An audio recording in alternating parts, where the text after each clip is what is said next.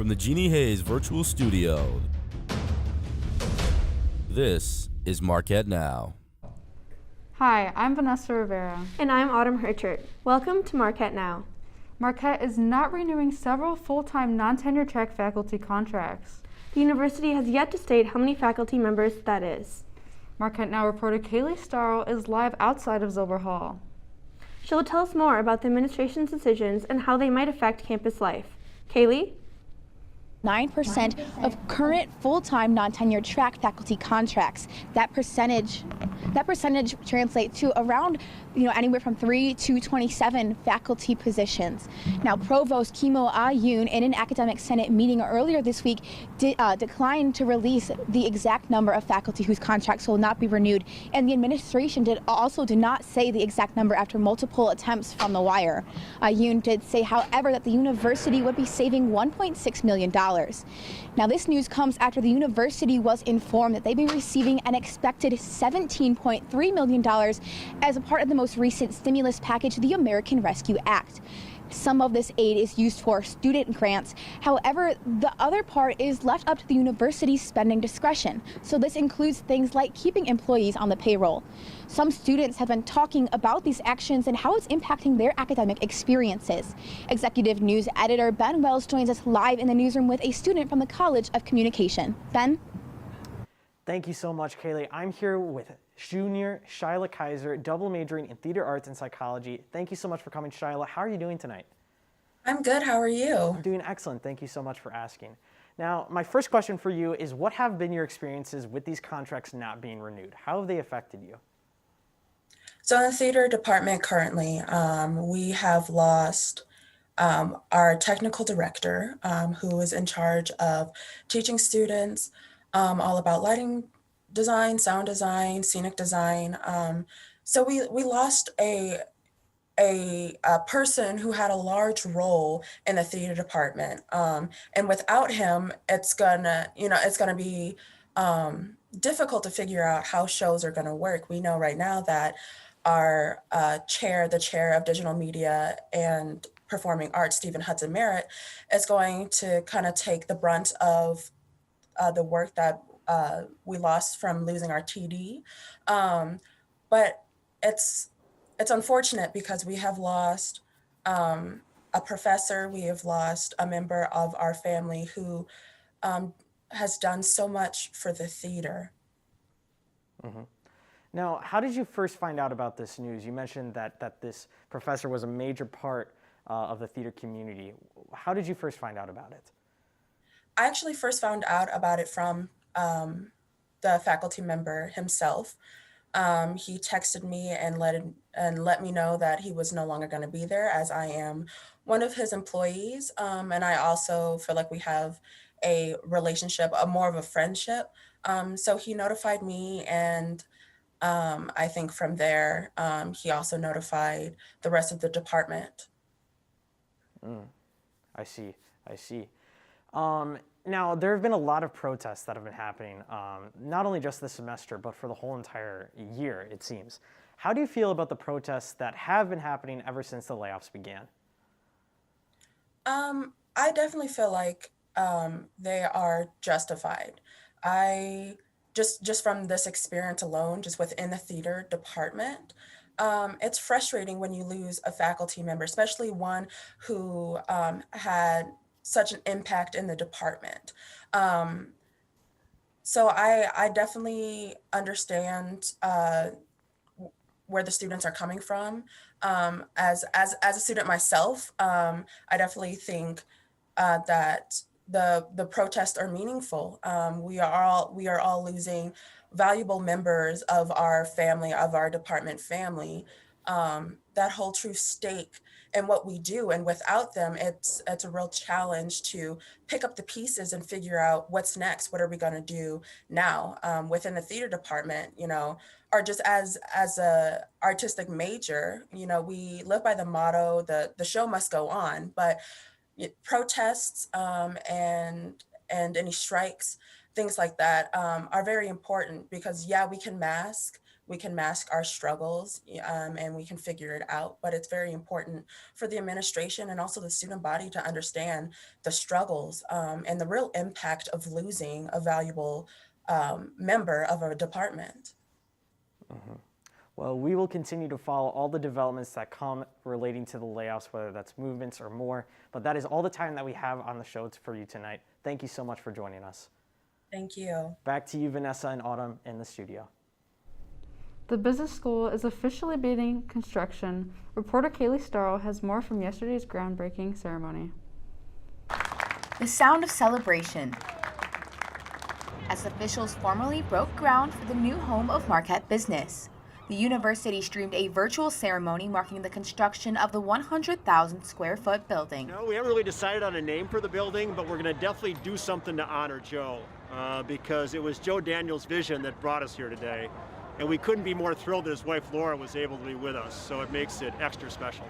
Expected to be completed in December 2022, the building will feature an event space, open atrium, and even a cafe.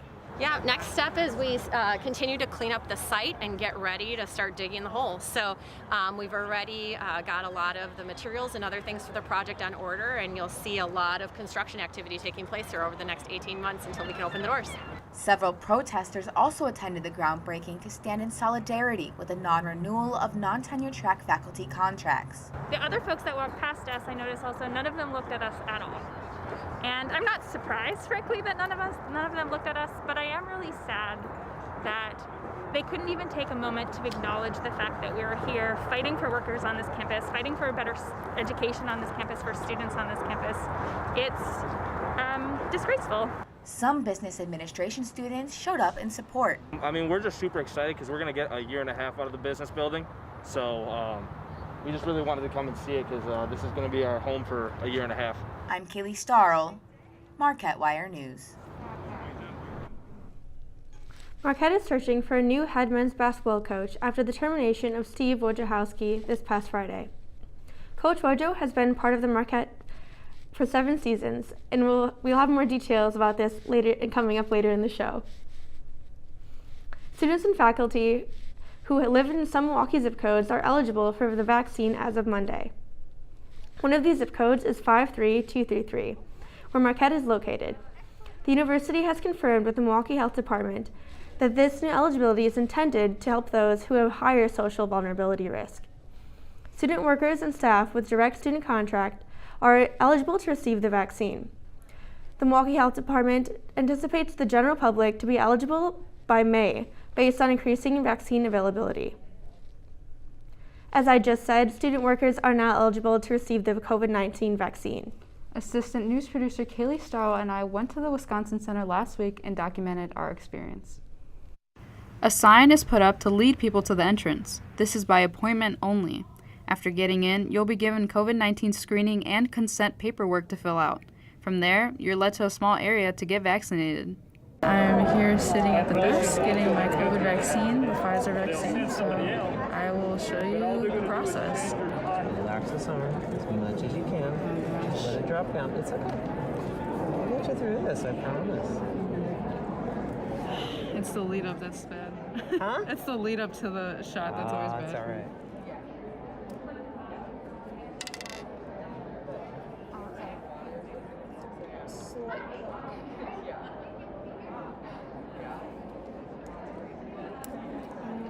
I will get you all set up in the waiting room then. Yay, super quick and easy. I know. We're back in the car after getting our vaccines. They give us a little sticker to show that we got it, along with a pin and a mask. As far as my own experience, I didn't really feel any pain once the needle went in. It was just a little bit of pressure as they pushed the vaccine in. The nurse was very assuring of the whole experience, and they held us for 15 minutes to make sure that we didn't have any symptoms. Yeah, and there's a lot of staff helping out at the Wisconsin Center. There's a lot of people making sure the process goes smooth. I'd say we were probably in and out of there in around 50 minutes. Thanks for joining us. We'll have more vaccine news for you, and you can go to the City of Milwaukee Health Department website to learn more and sign up. Marquette Now will continue monitoring vaccine eligibility. This week, Marquette has seen 10 more COVID-19 cases. In the past 2 weeks, Marquette has reached 22 positive tests. Marquette University is well over a year into the coronavirus pandemic. And just like the rest of the world, Marquette was forced to move on with changing tides. Marquette Now's Benjamin Wells takes us into the heart and minds of instructors and students alike 1 year into the worldwide pandemic. In the beginning, it was quiet. When Marquette University shut down in March of last year, it was a ghost town, not a student in sight. No students going to their 8 a.m.s, just the sounds of birds in the morning serenading a Wisconsin avenue with no students, who had now had to adjust to a new virtual format that's treated everyone differently. It's trying on everyone. Unforgiving. It was really scary at the beginning. Virtual learning. It was the first major change for students across the country. For teachers at Marquette, it was about making sure their students got the best. We were going to make sure that all of the students felt maybe that they were having a good experience as much as they could, but that no one was going to stress them out too much because we were all under a lot of pressure. And if the pressure wasn't enough for students at Marquette, not one, but 2 residence halls at Marquette had all of their residents go under quarantine, something that had to be frustrating when you're just starting college. The answers, we didn't even know how many people had COVID.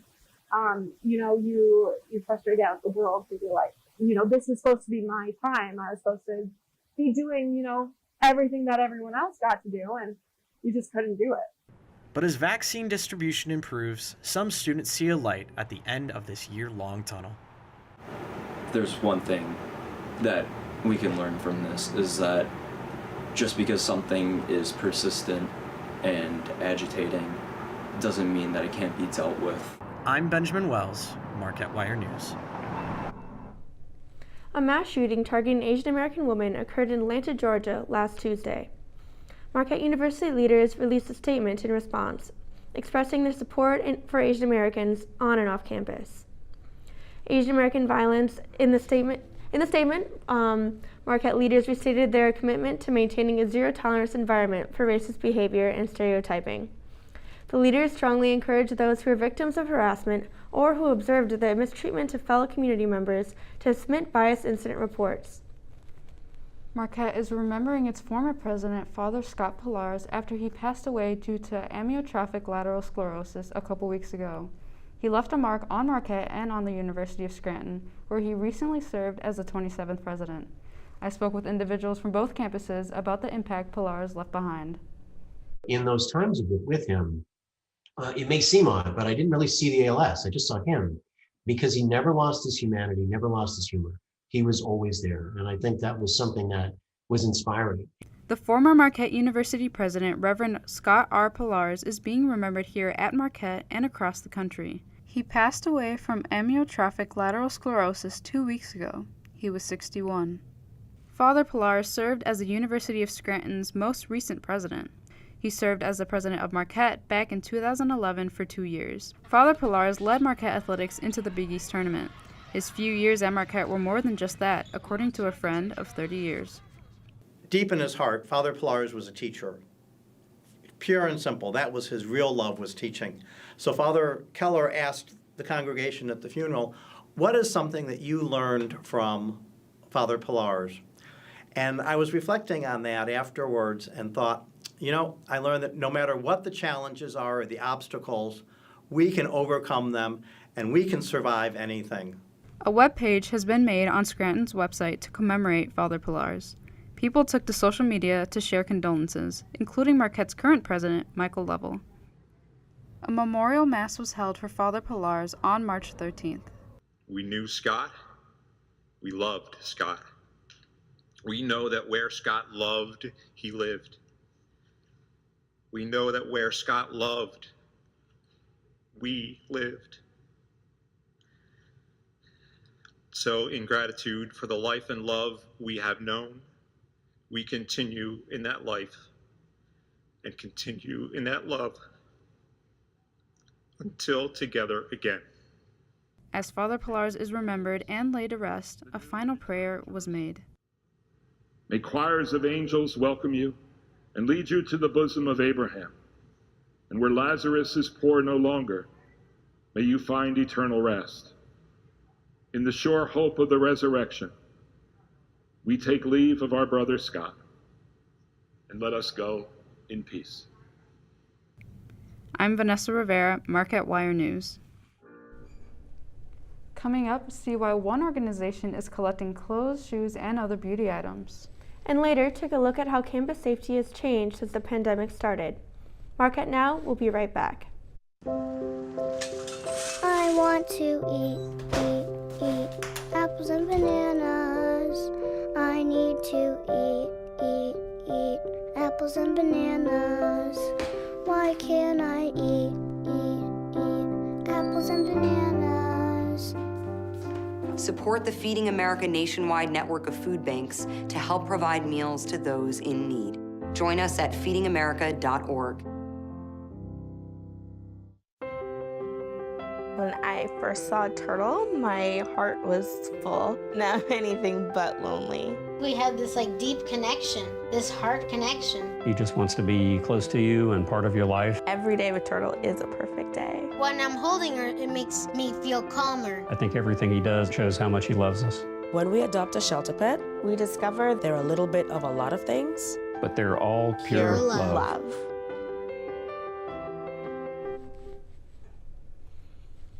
Welcome back to Marquette Now. I'm Vanessa Rivera. And I'm Autumn Herchert. As March comes to an end, it's time for spring cleaning. This year, your old clothes might be able to find a new home on campus or in the Milwaukee community.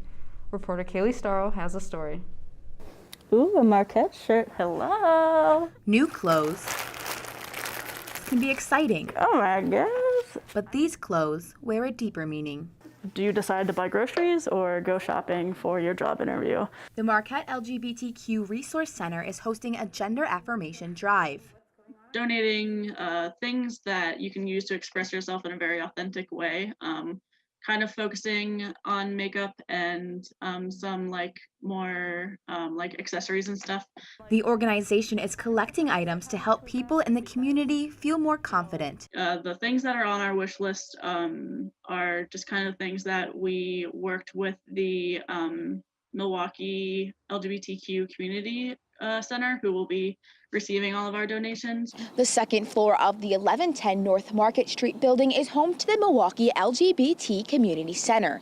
The center is committed to helping those in the LGBTQ community enrich their lives through different programs that focus on growth and connections. We are asked a lot for those products, and products that, depending on the situation, especially if the youth doesn't have access to those products because they can't ask their parents, or if it's someone, an adult that doesn't have the resources to buy some more expensive beauty products, we can provide that for them. The Marquette LGBTQ Resource Center is an inclusive space in the AMU offering support and engagement. With the pandemic limiting the number of people allowed in the space, though, they have created new ways of reaching out. I wanted to do something that didn't stay in the Marquette bubble. We're really trying to do more to reach out to not just the Marquette community, but also the Milwaukee community. And the drive is doing just that. Yeah, this is definitely a lot more than I thought we were going to get. I'm Kaylee Starro, Marquette Wire News. The College of Business Administration and Versiti are hosting a blood drive tomorrow afternoon in honor of late college dean Joe Daniels. The blood drive will take place in David A. Strauss Hall from 1 p.m. to 6 p.m. When Daniels went through cancer treatments, he needed multiple blood transfusions. He recovered, and when people asked Daniels what they could do to help, he told them to donate blood. Students can sign up to donate on donate.wisconsin.versity.org. COVID-19 has changed many aspects of campus life here at Marquette. Marquette Now's Sean Wren met up with students to see how even the way we get around campus has changed. In a normal year, the first of its kind limo service at Marquette University allows students to call and be safely picked up. Last year, Marquette's limo service completed nearly 300,000 transports for their students. But in a year tormented by the COVID-19 pandemic, the limo service has to evolve. I don't. No, I do not. I've never heard of that before. No. I do not. These Marquette students are some of many who are unaware of translock, the new app pinpointing the location of limos en route. Some students acknowledge the inconvenience of the limo service. I think for its accessibility, it's not the best. Sometimes it takes 15-20 minutes to get to you, so I personally don't really use it. I think for me and like other students that I know, it's harder to take the limo since you can't like call it directly. Yet others notice its necessity. I think the limo is great because like if you're going somewhere late at night, it's really nice to have that as like an option instead of walking, especially if you're by yourself. The general sense of the limo service is positive, but there are improvements to be made. I mean, it's just kind of hard because obviously I understand why there's not as many limos how they used to be last year, but at the same time, we need to like make sure that kids aren't walking home by themselves here because it's just too dangerous. Reporting from Marquette University, I'm Sean Wren with the Marquette Wire. So Nancy, with all of the spring rain recently, I feel like the seasons are finally changing. I completely agree with you, Autumn. It's looking like March showers is going to bring April flowers this time around. Let's check out the weather forecast. Now looking on to Wednesday, March 24th, right now it is mostly cloudy at a solid 52 degrees, humidity at 69%, precipitation at 10%, and winds from the southeast coming at 15 miles per hour. Going into the state overnight lows, Superior is going to be 25 degrees, Minocqua at 27, 32 in Wausau, 35 in Green Bay, and over down in Milwaukee, 39 degrees. So overall 30s all over for overnight lows. Going into the state tomorrow's highs, Superior's at 32, Minocqua at 43, 44 over in Green Bay, and 44 also in Milwaukee. So finally looking to warm up just a little bit. Going into tonight's forecast, it's going to be 39 degrees with humidity at 70%. What is this? Florida? Precipitation is coming in at 20% and winds from west at 15 miles per hour. Going into tomorrow, it's going to be cloudy with showers in the afternoon with a high of 44 degrees, humidity still at that 67%, precipitation at 40%, and winds from the northeast at 10 to 20 miles per hour. Going into the 5-day weather forecast, we're going to see that overall we're kind of staying in the 40s in terms of highs. It's going to be either partly cloudy or rainy. On Friday, we're going to have a high of 46 degrees. Saturday, it's going to rain with a high of 46, 49, and 47 on Sunday and Monday. And once again, raining back on Tuesday with a high of 58 degrees. That's it for weather. Stay with us because Ava Mayers will be back with sports right after this. Me and my boy Matt had it good. He had catnip that was off the hook. But one day, he brings a girl home, and she's allergic to cats. Every sneeze was a nail in my coffin. Now I'm in a shelter. It's decent, but they don't even have Wi-Fi.